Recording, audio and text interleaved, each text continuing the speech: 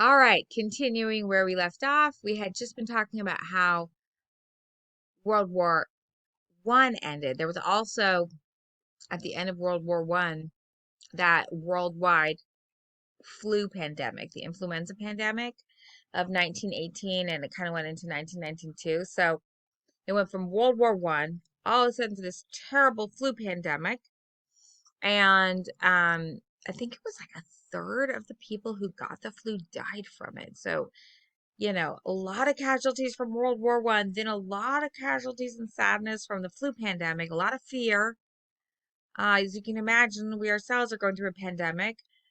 This one was much more deadly for the people who actually contracted the virus because I think, didn't understand a lot of how to fight it back then, didn't know how to develop a vaccine or treatments for it.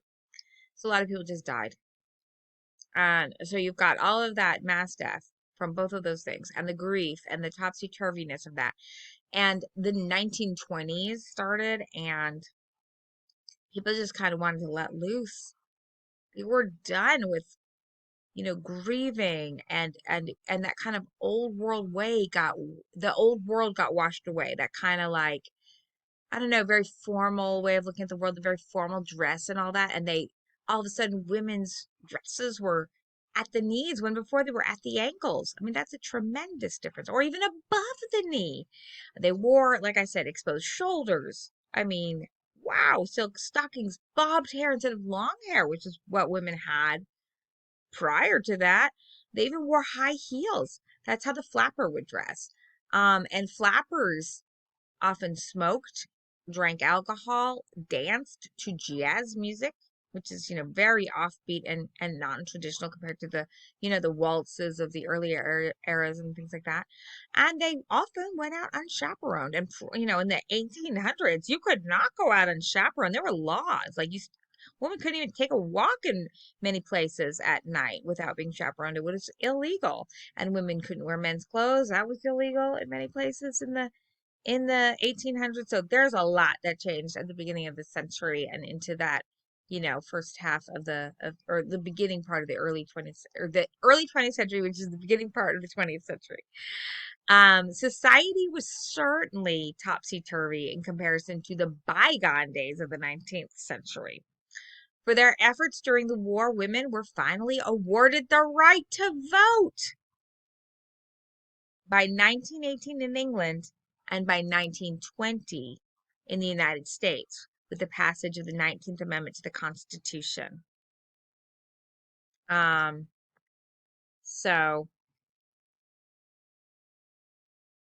that was pretty exciting. We had been fighting for that, you know.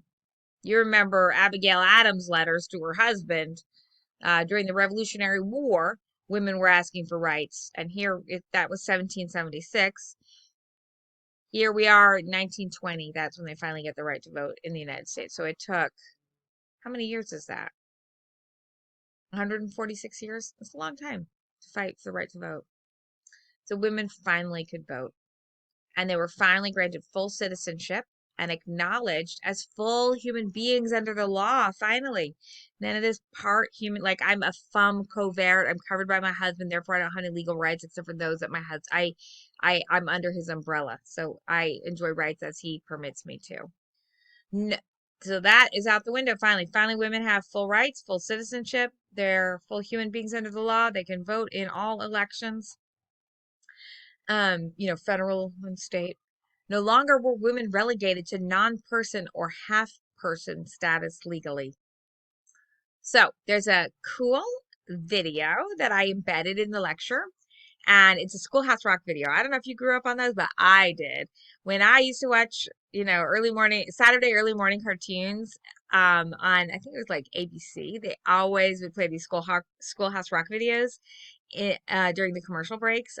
You'd have some commercials and you'd have a Schoolhouse Rock video. Like maybe as the cartoon, like right as it would go into commercial break, it might play one, and right as it was going back before it went back to the show, it would play another one.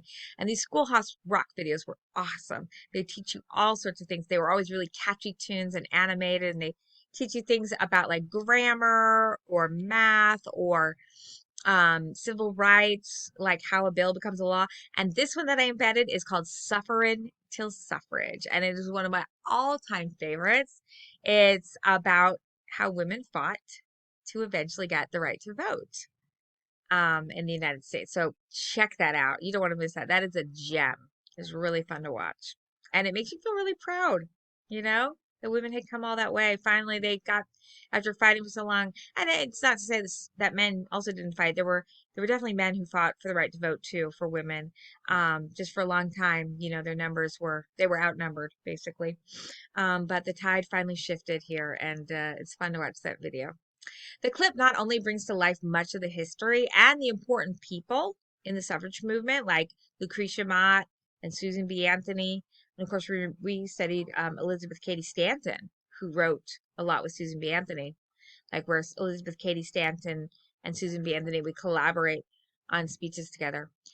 So it dramatizes important people like that associated with the women's right to vote movement, but the video also depicts the clothing and customs of the late 19th and early 20th century. So it's interesting to watch for that reason too, because it's like getting a little window on those earlier times, which I think is always so fun.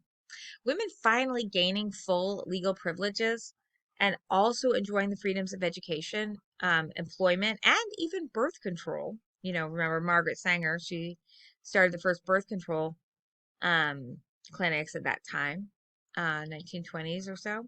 It contributed to the growing sense of male anxiety, though. These changes for women, these vast, great, sweeping changes for women, caused some male anxiety.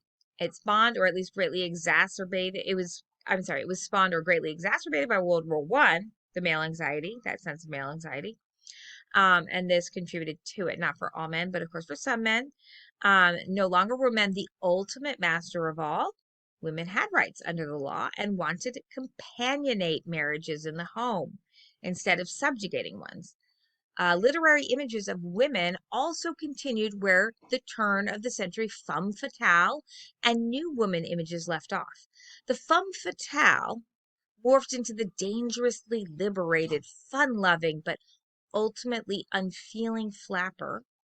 It's not to say all flappers are that way, but this is, you know, a character stereotype in literature and movies and other things perhaps, while the new woman continued to discover herself, still often with disastrous consequence. You remember we saw that with Edna Pontellier in The Awakening. You know, she was a new woman, famous new woman figure. She had evolved, you know, throughout that book, but then, you know, had a lot of social pressure and ultimately disastrous consequence for her. Sometimes, however, rather than merely die, the new woman of the new era could find a place outside of society where she could function as a newly independent being, like Ellen Olenska in Edith Wharton's The Age of Innocence, or even literally like Gertrude Stein.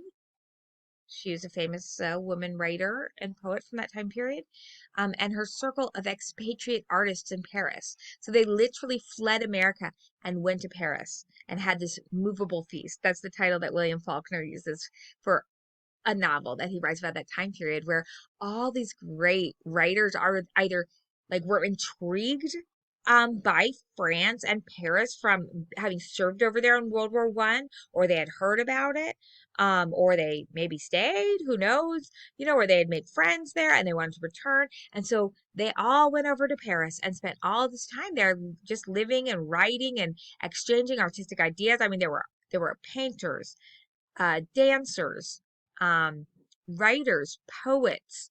I mean, you name it, the arts. They had a huge, thriving expatriate community in Paris during this 1920s time period. The angel of the house morphed into the innocent sacrificial victim female during this time period and manifests itself in such literary characters as Rose of Sharon in John Steinbeck's The Grapes of Wrath and Melanie Wilkes in Margaret Mitchell's Gone with the Wind. So this is a very interesting time period with a lot of change, a lot of new impulses, a lot of whoosh from, you know, the war ending, the flu ending, stock market kind of going crazy, right? And we didn't even talk about that. you know, before the stock market crashed in 1929, um, the times, I mean, people were living high on the hog during the 1920s. A lot of people, of course, not everybody always lives that way, but people were investing like there was no tomorrow because they just wanted to build. They wanted to get back to normality. They were so excited to be able to, rebuild their generation, the lost generation, the generation that had been lost during the war. They wanted to come home and reestablish families and societies and civilization back in the United States, as if maybe, as if it hadn't happened, or maybe to like at least replace some of that grief with what they were building. In any event, there was a lot of speculation in the stock market, and things kind of started to spiral out of control. And then, of course, the stock market crashed in 1929, and that led to the Great Depression. So this is a really interesting time period. A lot going along on politically, scientifically, um, religiously. If you remember, alcohol was banned during the 1920s, which is funny because you always think of the 1920s as associated with alcohol, but it was like the speakeasies, right? And the gangsters who would make alcohol, even though it was illegal, and they would sell it. And places like speakeasies, those were like dance halls and places where you could get alcohol, um, if you knew about them and you knew the password and you could get in. Alcohol was illegal during the 1920s, and into like 1933, part of the Great Depression even. But then that was revoked in 1933 and things went back to normal, I guess. But it was kind of this out of control time period for a while till that Great Depression hit.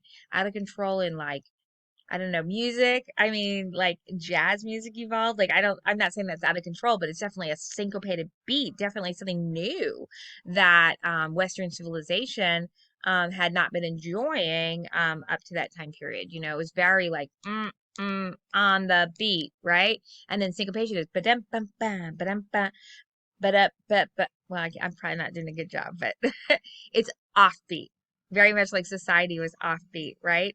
In dress and morality, the moral standards were really changing fast. Divorce was allowed. Women could divorce their husbands if they wanted, although, sometimes it was still difficult, obviously, if men controlled the money and things like that. But really changing, interesting time period. And something about the 1920s that's always fascinated me. I would love to be a fly on that wall. So enjoy this time period and enjoy our readings.